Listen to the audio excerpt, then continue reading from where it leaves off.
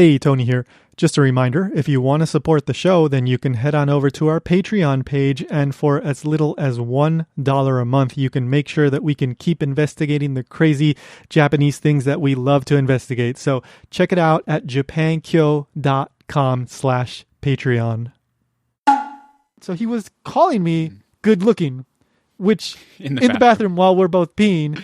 And he's trying to pick you up. But I didn't understand the word, so I just was kind of confused, right? I must have looked like a confused puppy, tilting my head at him.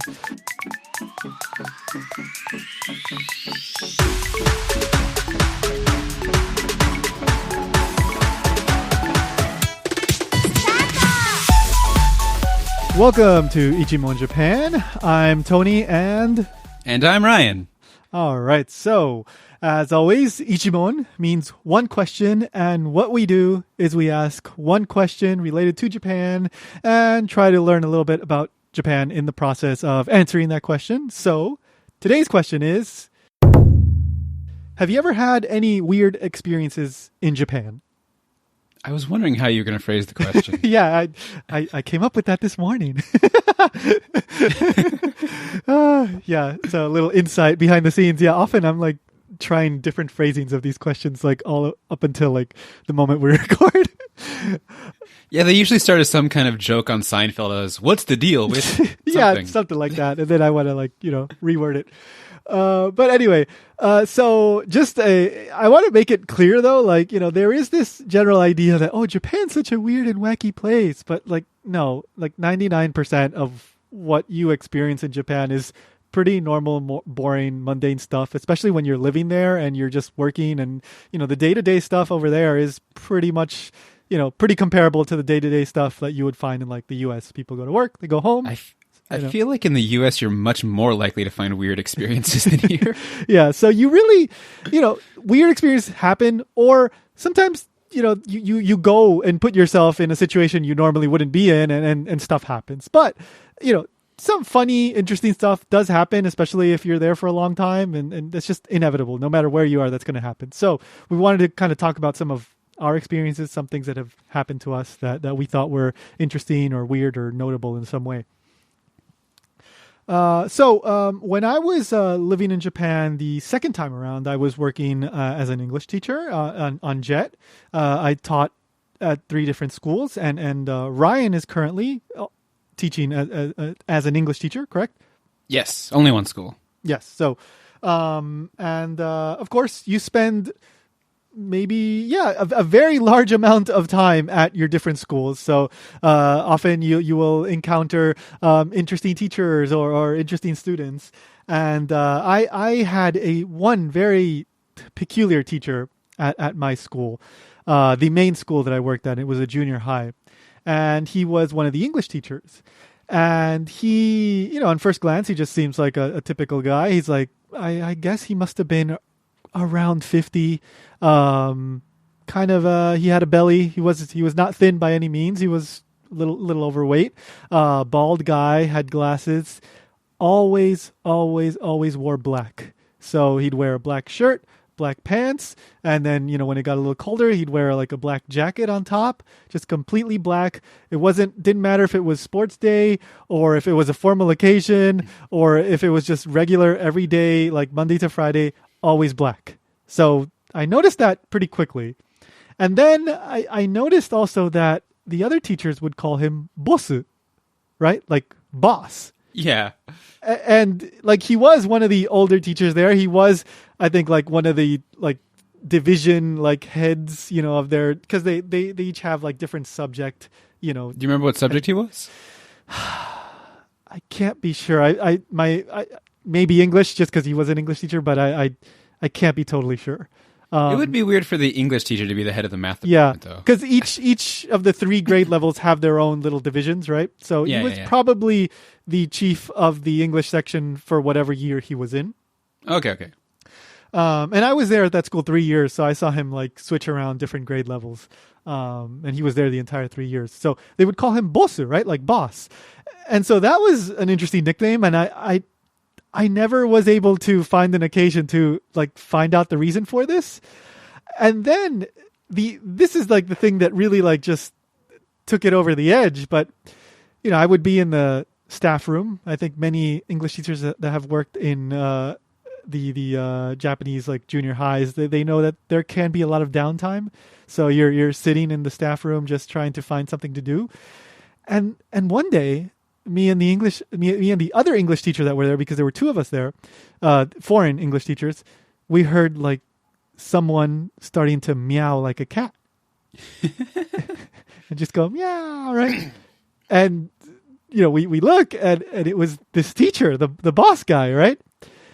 And we didn't say anything, but he just like did it a few times. He's like, okay, what's up with that? And then this would happen periodically every once in a while. And the other teachers, when they were there, like they just kind of laugh about it and leave it like that. And then like he would just make like really silly like puns. Just all of a sudden he had like such a, like in Japanese they would call it like an oyaji, right? Like just a kind of like old man, like kind of sensibility. I guess in the US you might say like a dad joke kind of sensibility. And this guy, like he loved American rock music, absolutely loved it. And every once in a while, like I would have chances to like, well, he'd start talking to me like when we were in class or something, and he would tell me like, oh, I went to see the Rolling Stones or whatever, like back, in whatever, 1970 something or whatever. Was he maybe a Springsteen fan? Well, so I that is something that occurred to me because, of course, Bruce Springsteen, for anybody that's unaware, his nickname is The Boss, right? But I never heard any mention of Bruce Springsteen come from him or anybody around him. Relatively speaking, I think Bruce Springsteen is not that well known in Japan, right? Like, the Beatles and I've never heard of and Rolling Stones and other like classic rock bands. Yeah, they are fairly well known, but Bruce Springsteen, I've never heard him come up in conversation. So I really do not know, and I don't really know this guy's backstory. And unfortunately, like I said, I never got the chance to really talk to him and figure out like why they called him boss, why he always wore black, like what this deal with like rock music, but occasionally meowing. It's like I never figured it out. So this guy will always be a mystery to me, but he was always nice. So I never had any problems with him. So yeah. That's I think the weirdest teacher that I ever came across during my experiences teaching in Japan. Was he boss or boss sensei? No, they wouldn't call him boss sensei. They would just call him boss. But they would call him Takahashi sensei when they actually, referred to him by name. Okay, which was like more common? I think it would just depend on the teachers talking to him.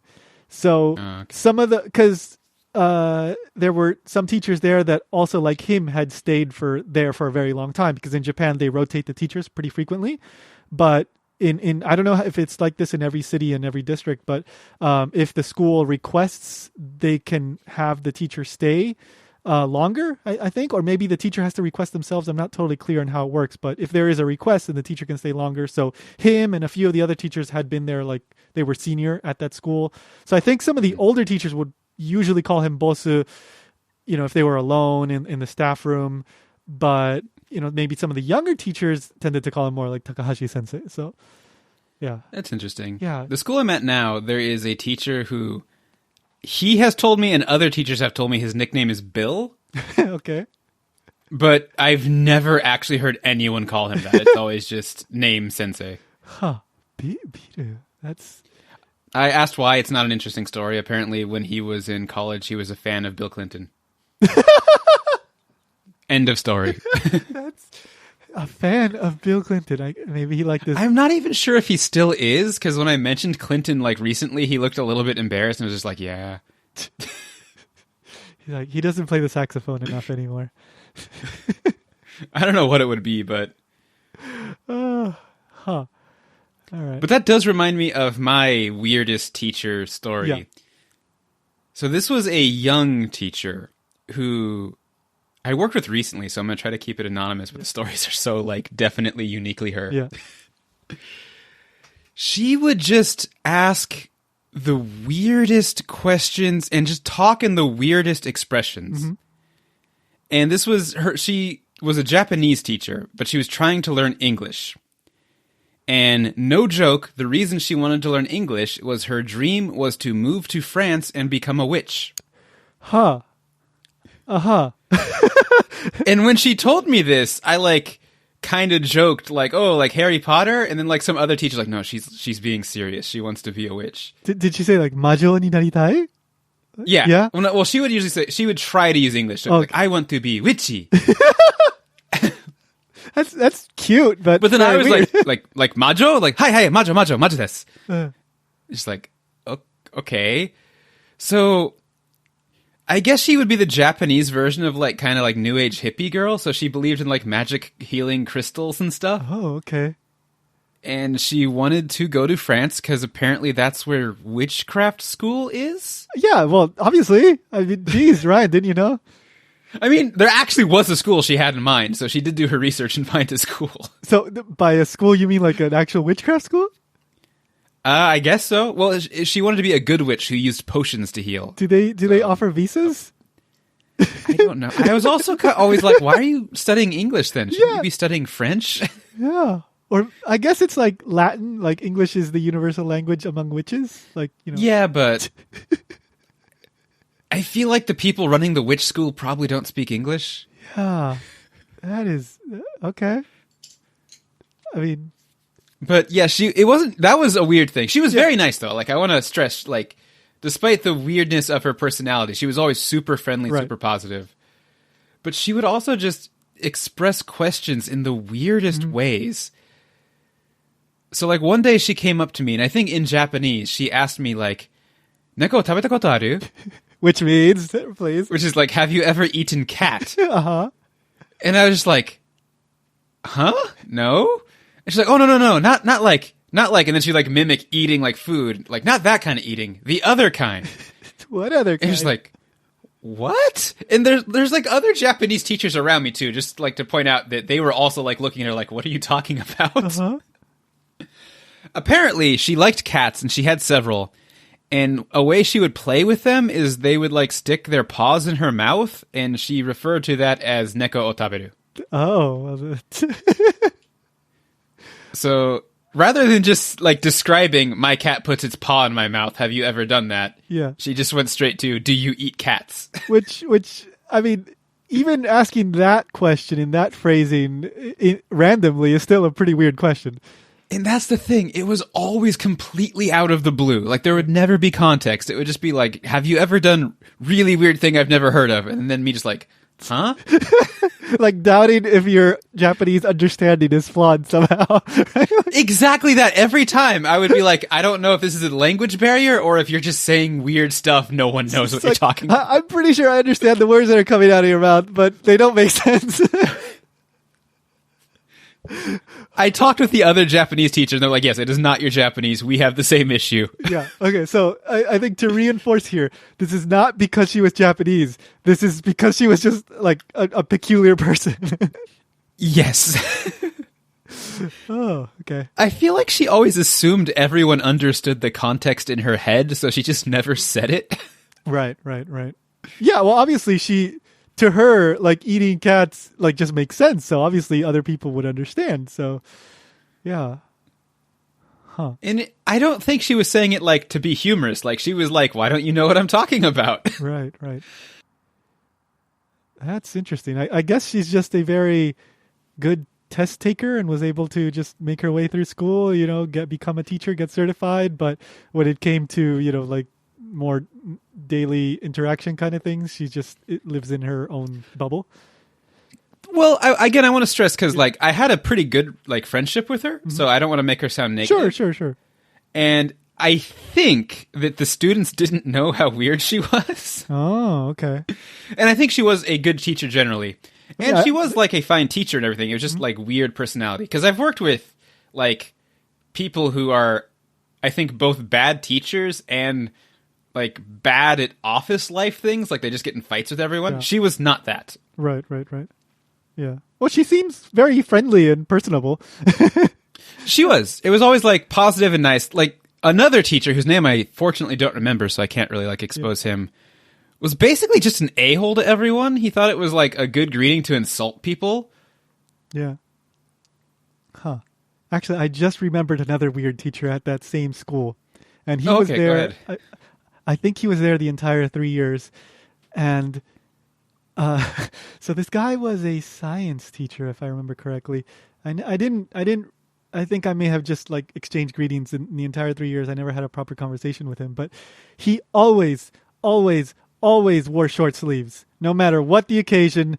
Always short sleeves, and he wore a backpack, which is fairly uncommon for adults these days. Like you get the like kind of fashionable salarymen wearing fashionable like backpacks.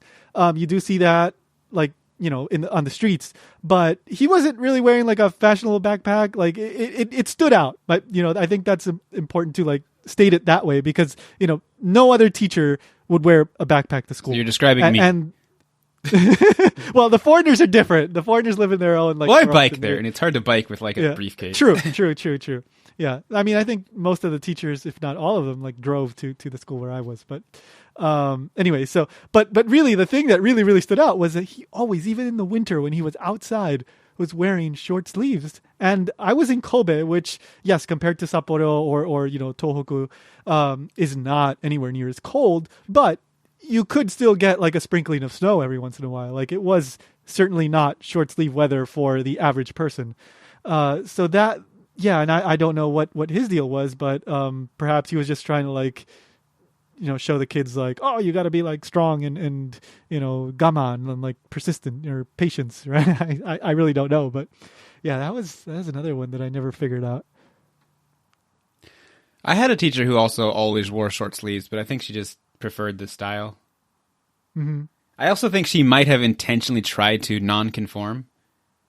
Yeah. She was actually one of my favorite teachers I ever worked with. She was Japanese, but had lived like half of her life abroad.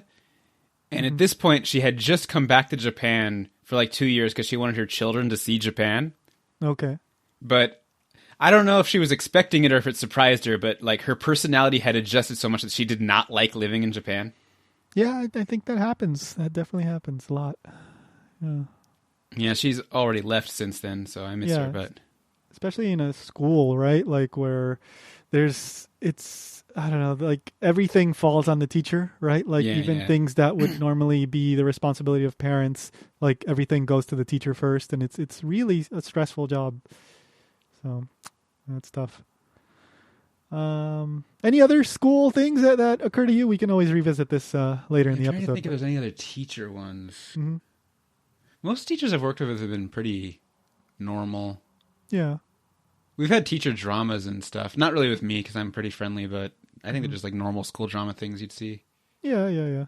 There's always, I mean, there's been plenty of like, school student related stuff and all that, but that's pretty typical. Just like, I think you see that at not particularly weird. It's just normal stuff that comes up.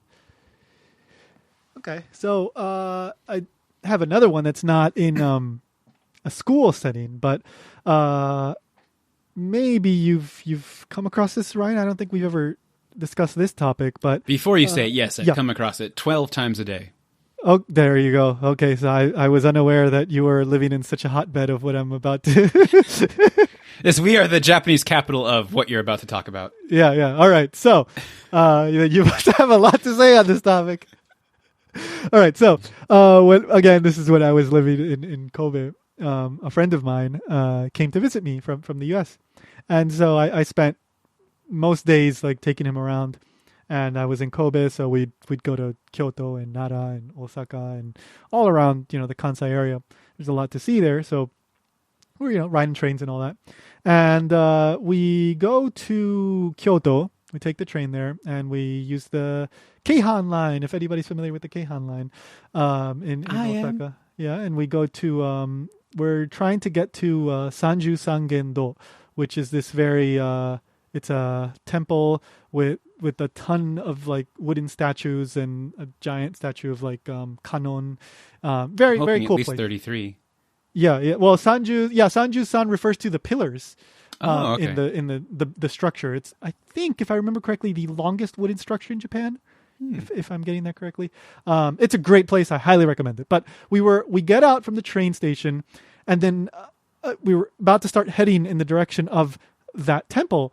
And then a guy, just some random Japanese guy, older guy, maybe between 50 and 60, maybe even a little bit older. I'm not totally sure, but he starts talking to us. He comes up to us. We're still in the station, and he comes off as like really friendly. I was like, "Hey, where are you from?" Like his English is not good, but it's okay enough to throw a few sentences at us. Well, actually, it was a little bit better than that. He was actually able to say a bit more than just stilted stuff. But yeah, so we're like, oh, we're taken a bit off guard. Like he just seems like a guy really happy to practice his English, because that happens in Japan, right? People just want to like talk to the foreigners to see if they can speak English and practice. And so then he's like, "Where are you from?" And we start talking to him, and things start off very nicely. But then things start to take a turn, and I quickly start to realize like, oh, this guy's seems like he's one of these like right wing, like I don't want like foreigners in Japan kind of people. And it starts to go more and more in that direction. And my friend and I were like, oh, do we just like bail? Like, do we just like get out of here? Like, do we just say, no, thank you, we don't want to talk to you? What do we do? Do we just keep listening until he's done? And it must have been like between 5 to 10 minutes. Like he kept going and going and going. And we were very... What's he saying like this whole time?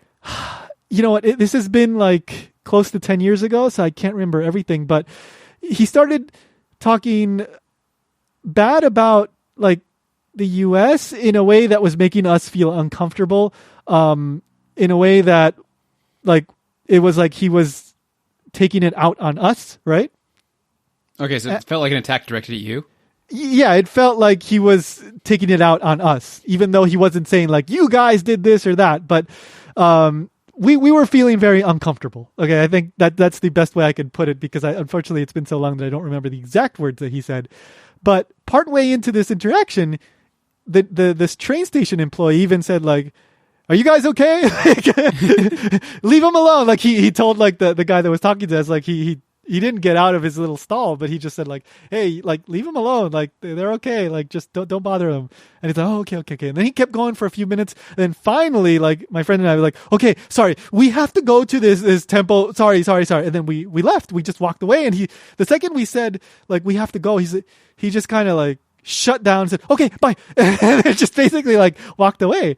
So I don't know what his deal was, but it seemed like he didn't like foreigners. And then I think the next day we went to Nara. It was either like that afternoon or the next day. And we went to Todaiji, the temple with the big, Buddha statue. And deers. The Daibutsu and the deers. Yeah. And it was on our way back on the train from Nara to Osaka that an old man, I think he sat in front of us. Like the seats were facing each other, right? So my friend and I were sitting next to each other, and then there was a seat like facing in front of us that like facing towards us that he sat down on. And he started talking to us. And again, right immediately we go like, "Oh no, is this going to be a repeat of yesterday?" And he starts trying to practice his English. So we go, "Okay, well, right, let's not jump to conclusions." And then he starts to talk about the war. And like our alarms are like starting to go off like more and more. It's like, oh no, like we're starting to like relive this thing again. And he ended up getting off the train before it got to the point where it felt like he was attacking us. So I don't know, maybe it was just an old man that wanted to talk about the war and practice his English a bit. But thankfully it didn't get to the point of something aggressive. But that's it. Like I've never had any other further experiences with people like trying to, I don't know, like be aggressive towards foreigners or telling them to get out. Like I have seen many times in Osaka and Tokyo, they drive around in these big trucks, like spouting off like, get out of the country and all that stuff, and playing like old Imperial Japan music. Like you do run into that, but I've never had any further experiences with anybody in that general sphere, thankfully. Yeah, I've seen the like black SUVs once, I think when I was in Ueno. Mm-hmm. Around a decade ago. To be honest, I don't think I've seen them recently, but it could just be that I don't really go to like the foreigner touristy places so much anymore. Yeah. I mean, hope it's like died out a bit, but I know conspiracy theories related to that kind of stuff and historical revisionism has been growing, but... Sure, yeah. Yeah, I think they mainly stick to the areas where you might come across a foreigner because they want them to get out, right? Like it's kind of pointless if you go to a place like where you are, which is pretty rural, which I assume has very few foreigners, relatively speaking. We have a fairly good number. Well, I don't know now because it's been growing everywhere in Japan. True. I think the rate has like doubled in the last 10 years, but I mean, that's just like from less than 1% to slightly more than 1%. Yeah. But this town has been very, very, very welcoming of foreigners as far as I can tell. We actually have like, I think I mentioned it before, depending on what order the episodes go up in, that they even have like Foreigner Culture Day here, where they invite the people who live here, who are foreigners, to like open booths in like the town center and like share food, music, dance, or whatever from their city. Right. And a lot of the people come out and watch it. Yeah. Yeah, and the vast majority of people in Japan are extremely friendly and treat you no problem at all. Like it's this isn't something common, and like you don't really hear about stories of like outright violence against foreigners. Like that's pretty rare. I'm sure it does happen because things happen, but in the vast, I guess, scheme of things, like no, that's really, really rare. So my students too, whenever they have to write about like ways to improve Japan or something, a common theme is that they view Japan's lack of diversity as a weakness. Like they actually want more foreigners to come and want more communication with other people. So that's just a to nice give sentiment. Yeah, just to like give. I do know the far right wing hate people exist, but I don't think that's the norm in Japan. Just in case anyone out there has never been here and is listening and gets worried or something. Yeah. And I was I think pretty naive. I had never come across any situation like that at that point in my life. So if that were to happen to me again, I think I would just like immediately like, okay, no, thank you. I gotta go. Just get out of there. I felt it's such a strange feeling. And I think this kind of happens in any sort of situation where you feel invaded, like insulted and like trapped, right? Where you like, oh, I don't know what to do, right? Like, do I just stand here? Do I like run away? Like you kind of freeze. You kind of like just get stuck there. And now I know like the best thing is like, okay, no, thank you. All right. Thank you very much. I gotta go and just get out of there. No reason to stick around and listen to something that isn't going to like lead to anything positive, right? So might as well just be on your way. To tell a happier story, similar, one of my favorite people in my life was this old Japanese doctor I used to teach. Doctor. His daughter was a dentist. Unfortunately, he recently passed away, but 10 years ago, I was like a private English tutor for him after my normal job. And he was telling me his experience during World War II in Japan. He was not in the army. He was in medical school, which he was always like really optimistic because the government paid for his medical school to help with the war effort. So he got to become a doctor for free. Yeah. And he was in Kyoto, which is one of the few cities that didn't get bombed, but they still attacked there a little bit. Yeah. And he said one day when he was like coming home from school, he saw American planes flying overhead. And I need to stress, like, this is like the middle of the war. So his gut instinct reaction was to walk out in the middle of a field and wave hello to them. Wow. So him and his friend, they both went out to wave hello to the American warplane. Yeah. And I guess it opened fire on them, but it missed, and they like had to like run and scatter into the bushes. Wow. And as he's telling me the story, he was with his best friend when it happened, and they both got away. He's like, oh, then we just like looked at each other and started laughing, like, oh, that was dumb. We shouldn't have done that. He was just a super happy, optimistic man, and it made me happy to see, like, even in the middle of war, he still kept his happy optimism, even when someone's shooting at him. Yeah, that's nice. I'm very happy he and his friend both survived and went on to live long careers as doctors. Yeah.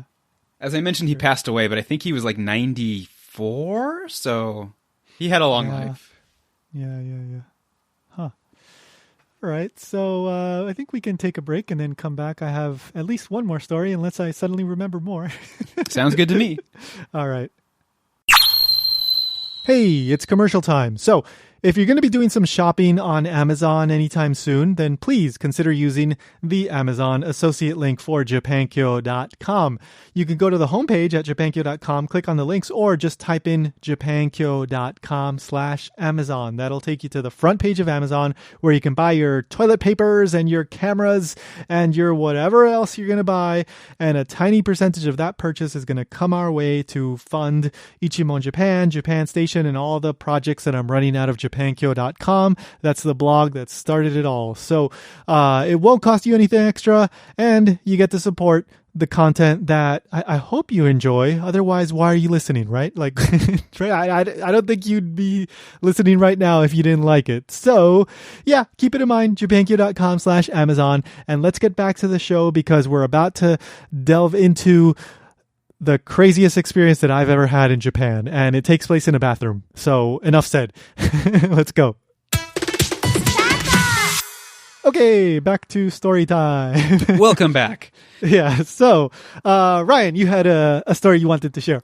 Yes, one of my co-teachers I worked with 10 years ago, one of my best friends I've ever had actually, was also the most sarcastic person I've ever met in my life. Which is great because there is a stereotype, right, that Japan is not into sarcasm, and yeah. That's why I love the story. Actually, just to say, like, the two most sarcastic people I've ever met were both Japanese, so I have no idea why that stereotype exists. Yeah. But he was telling me, I was not there sadly for the story, but the teacher before me that he worked with, when they arrived, he, like, in a completely serious, like, dead tone face, asked him, like, where he lives, and when the teacher answered, he's like, oh, that's like the middle of Samurai Town. Like, you should be careful there. If you make eye contact with them, like, they might pull out their sword and attack you. And, of course, my friend is like, this is so absurd, no one would ever believe this. But the teacher totally believed it. Yeah. And then so he's like, oh, okay, so, like, when you get to your train station, just look down and walk quickly to get to your place. And he kept going and going, like, adding on more things of, like, samurai etiquette and how to avoid getting in, like, a death shiai battle. Yeah. Until eventually the teacher, who I believe was American, started crying. Oh. And then my friend was like, oh, no, I'm sorry. It's just a joke. None of this is real. Like, no one has swords. Oh, that's good. And he was telling me the story, like, I can't believe he believed it. Uh-huh. And he didn't say it, but, like, I've always kind of wondered, like, you got to believe in some kind of stereotypes for that kind of story to sound plausible. Yeah, jeez. Yeah, no, my friend in high school, he studied abroad, and I would eventually visit him. Well, anyway, he got to study abroad in Kagoshima, and then a few years later, I got to travel with him to Kagoshima. That was the first time I went to Japan. But when he came back, and this was like junior year in high school into the senior year, I believe. But he came back, and so we would all go like, because you've been to Japan, you can tell people whatever you want, and they're going to have to believe you because you can say, yeah, well, have you been to Japan? I've been to Japan. I know it's true. And one of the things that we told him to tell people was, if you drop your wallet in Japan, then you have to get into a samurai battle. People stop like in the middle of the street, take out their swords, and they have to fight for the wallet. So yeah, that just reminded me of that. Anyway, I have another story, which this is probably like definitely my weirdest, funniest, most unique experience in Japan. Me and a friend, we went to Lake Biwa, which is the biggest lake in Japan. It's in Shiga Prefecture. I've seen it from the train many times. Yeah, it's quite large, and because I lived in the Kansai area for so long, I got to visit pretty much any notable place in the Kansai area, including Lake Biwa. I went one weekend, and we were just walking around, just aimlessly and just exploring, and then we wanted to go to the bathroom, and there happened to be a hotel near the area that we were in, so we just walked in. It was a fairly big hotel, so a big lobby, and you could just use the restroom that was on the first floor. So I go in, and she goes into the women's restroom, and behind me a man walks in, and behind her a woman walks in, and I only started paying attention to who was there after the fact. I was just, busy. I was going to do number one. So this is relevant to the story. So I walk up to the urinal, and I'm just doing my thing. And the other guy that walks in behind me, like he walks in probably like 3 urinals away, on the opposite wall. He's doing his thing, and then he starts talking to me, which is not generally something that happens when you're doing this, right? This is like, men don't usually strike up conversation while they're standing in a urinal. I mean, lots of the teachers I work with do. Well, but I think that is I still think it's an uncommon thing that can make people feel uncomfortable. It's not the majority, but I feel like it's not rare. Yeah, but it's because like they know each other, right? Like the teachers, like you guys are. It's never been a stranger. Yeah, exactly. So the guy starts talking to me, and he goes, "Oni-chan, Oni-chan." Like Oni-chan is like young man, older. Literally means older brother, but you can use it to refer to anybody that's like a young man, right? And that's already not like the most common way to. Yeah, exactly. Like you would not refer to a stranger, like an adult stranger, as Oni-chan usually, right? If you're being respectful. Like a little kid might refer to a young man as Oni-chan. Like that's okay, but two random adults, not really. So was he younger than you? Or well, he was older. Okay. I would guess he must have been at least in his 40s. Okay.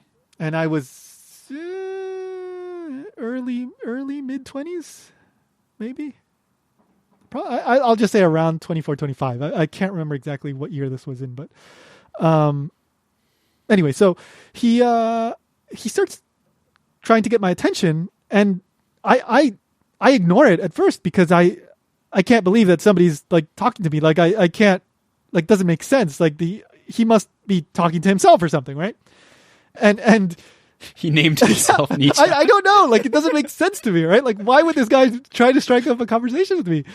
And then he tries again, and finally, like I look over, and he says, "Oni-chan, otokomae," right? And my Japanese was like, I could have conversations fairly easily at that point. I think that was at the end of my time studying abroad, but my vocabulary still wasn't like anywhere near what it is today.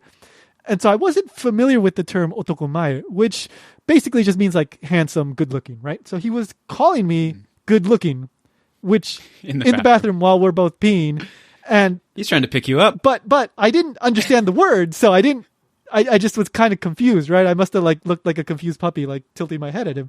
And then he I guess he picks up that I wasn't quite understanding, and then he says, "Oni-chan, handsome da ne," right? So he switches to the katakana to tell me that I'm handsome. I go, I don't know what to say, right? So I go, arigato, like thank you, like. So I just finish, and then I move over to the sink to wash my hands, and he finishes right around the same time. So he might have, I guess he finished a little bit before me, and then we both kind of head to the sink around the same time. And then he keeps talking to me, and he tells me, "Oni-chan, sero mitai da ne." So sero is this Turkish-Japanese magician who was very popular in around the mid-2000s in Japan. He was on TV like a lot. You don't really see him these days anymore. I haven't seen him in many years. I know he's still active because I looked at his Instagram the other day. But we have a vague resemblance. Him and I look somewhat alike. And, I guess he noticed that, and he said, "Oh, you look like Sero." And I guess he is kind of a handsome guy, I guess you could say. I was aware of the magician, so I went, "Oh, okay, thank you." Again, not really sure what to say. And, I wash my hands, and then he goes like, "Oni-chan, like, I'm mafia." Right? He tells me in like katakana English, like very accented English, right? And he says, I think he says like yakuza, and then he says, "Oh, I'm mafia," thinking that maybe I don't understand what yakuza means. And I of course I did. And I go, oh, like I'm trying to feign like, "Oh my God, I'm like in awe of you," right? And then he grabs towards his like button-up shirt, because he was I can't remember if he was wearing a suit jacket, but he was wearing a button-up shirt. And so what he does is he kind of peeks open his shirt so that you can peek between the buttons, as if to show me like a tattoo, right? And then so I go, oh, like I'm just going like, oh, like that's his proof, right, that he's a yakuza. And then and then he reaches up, like he doesn't come close to me, but he raises his hand and puts it in like a fake gun, right, like with the thumb up, like stereotypical what do you call those, like hand pistols, whatever you call them. And then he goes bang, and he like mimes that he like shot the gun. And then I go, oh, and then he walks away. Was the finger gun like aimed at you or just like at the air? I think it was in my direction. We must have been like 3 feet away from each other, 2 feet away from each other. Like I didn't feel threatened. I just felt. I mean, it doesn't sound like he's trying to threaten you, but it seems like it could have. Yeah, like I just felt like he was just trying to like impress me. And so I just felt like, oh, I have to humor this guy because I don't know like what his deal is. And then he walks away, right? And then my friend, she comes out of the bathroom and I tell her like what happened. And then she tells me, oh yeah, the woman that walked in after me, like she looked like a gokutsuma. And like gokutsuma is like a term that you would use to describe like a yakuza's wife. So like stereotypically they dress in like a very gaudy manner. And like, you know, both dressing and like makeup, and you know they look like just like how the stereotypical yakuza is like wearing like a flashy suit, right? They don't dress like by the normal conventions a lot of times. Like some do because they want to remain, you know, anonymous, but the stereotypical like maybe more old school kind of brazen, obnoxious yakuza would dress in a more flashy, like easy to identify way, and some of the wives do as well. So she went like, oh yeah, she's like a gokutsuma. She's like, she looked like it. It's like, oh, okay. So I guess this guy was real, but I don't know like how, I don't know, maybe he was just like he wanted just somebody to like clap and say like, oh wow, yay. Yeah, so that is absolutely by far the weirdest experience I've ever had in Japan. So I like how the yakuza guy is like more friendly to you than just some random old man in a train station, though. Yeah, and I don't like his icebreaker is, oh, you're a handsome guy. While we're peed. I don't know, but he was not like unfriendly or anything. He was just kind of random, like especially in that situation, right? So yeah. Pretty good story. Yeah, that is my best story. So that's it. Sorry, guys. I have no other stories that will ever top that. Anything else that you can remember, Ryan?